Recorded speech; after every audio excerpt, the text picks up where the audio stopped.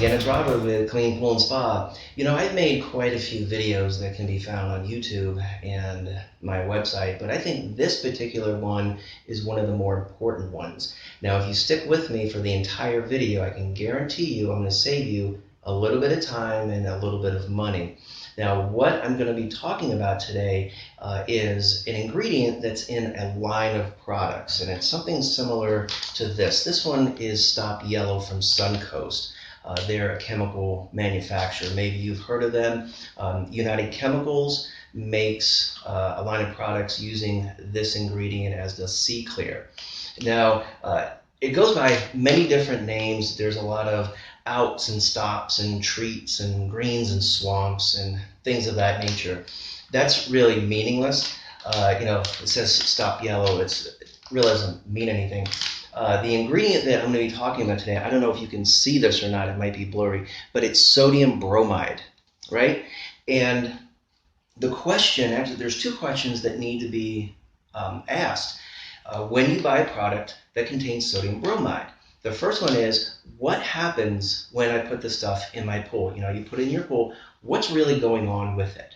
And number two, do I need it? And those two questions are going to be answered, but first I need to lay some groundwork down. All right, so I have my trusty board here, and here we have a 500-gallon hot tub. Now, you may not have a hot tub, and that's fine, but it's still applicable. So what hot tub owners do is they like to use bromine. A lot of hot tub owners, they like to use bromine as a sanitizer for their hot tub for many different reasons. One is it's a pretty good sanitizer, but second, it has a higher heat resistance than chlorine. When you put chlorine in a hot tub, the heat and the use can eat it up very, very quickly. So they like to use bromine in their hot tub. So what they do is they get some sodium bromide, right? And they pour a little bit in their hot tub. Now what happens is this, is that they make what is called a bromine bank or a bromide bank. And here's their bank right here. Now, this is not bromine yet. This is still bromide. So what the hot tub owner needs to do is they need to convert the bromide into bromine. Now, that's accomplished by using liquid chlorine or bleach. So they just take a splash of bleach or chlorine in their pool, or I'm sorry, in their hot tub. So what that does is this. That takes away part of their bromide bank. This is what they had. It takes this part away, and it comes over, and it makes bromine, okay, to maybe 5-6 parts per million. And then it gets used up, and it goes down to 5, 4, 3, 2, 1. It starts to decrease, and the hot tub owner retests the hot tub and says, hey, I need to get more bromine in there. So what they do is they add a little bit more chlorine or bleach in their hot tub. That takes away a little bit more of their bromide bank. That comes over and makes bromine. All right, it's fairly simple. Now, as you can see, the bromide bank will slowly start to decrease, and then once it gets too low, the hot tub owner simply takes more sodium bromide, puts it in the hot tub, and then that replenishes his bromide bank right there, and then the process is just repeated. So hope that makes sense, and I'm going to erase this, and we'll be back talking about your pool. All right, so I'm back.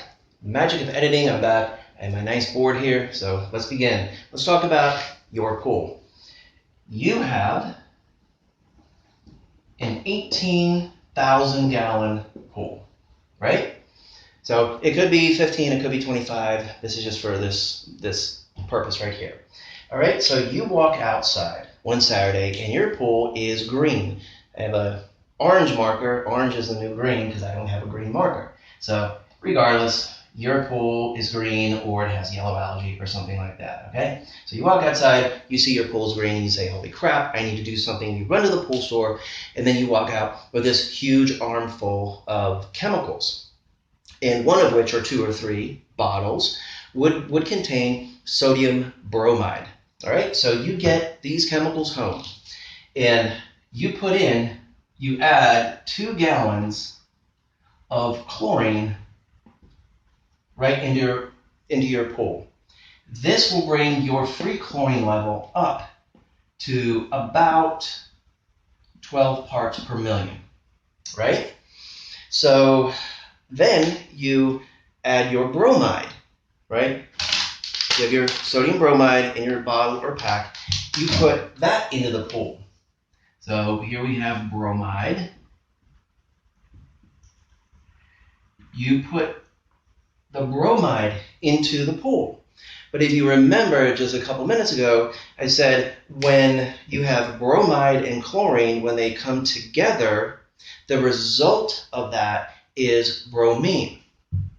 So what happens is this bromide steals from this chlorine, all right? So in essence, when this bromide goes into the pool, you have just created about maybe 2 parts per million,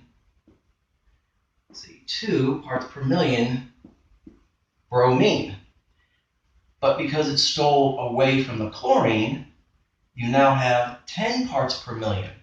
So the bromide has stolen your already perfect oxidizer and sanitizer in your free chlorine. Now you have 10 parts per million chlorine and 2 parts per million bromine. So the question is, how much sanitizer do you have in your pool? If you said 12 parts per million, you're right. But see, the problem is this, is that your net benefit from doing this is a big fat 0. You gain virtually nothing from converting your already perfect sanitizer into another sanitizer. But here's the catch. You paid someone to do that. You paid someone to convert your chlorine into bromine. Your bromide into bromine. Look at it this way. Now, all I have is a 5, all right? But let's pretend this is a 1, right? And you see a Coke machine, you want a Coke, it doesn't take dollar bills. It only takes coins or quarters, right? So you come up to me and you say, hey, can I get 4 quarters for my dollar, right? So I go, okay, so you give me the dollar, and I give you 4 quarters.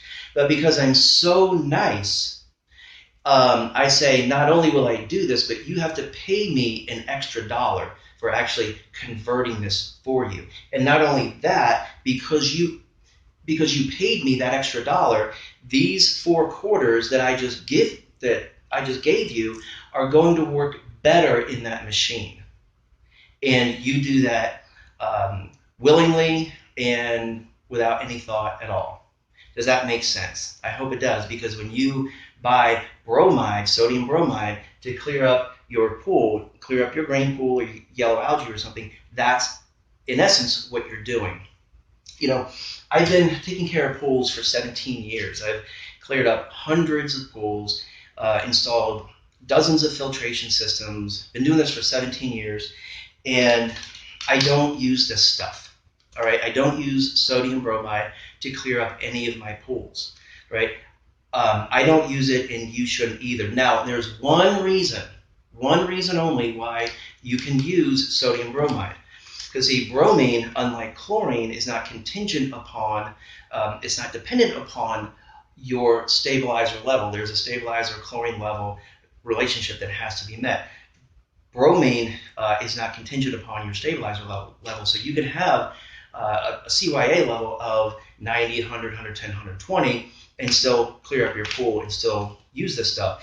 But that's really not a long-term solution. The best solution, a long-term solution, is to do a partial drain and refill, right? And then go ahead and balance your chemicals after that. So really, what's the bottom line on sodium bromide, right?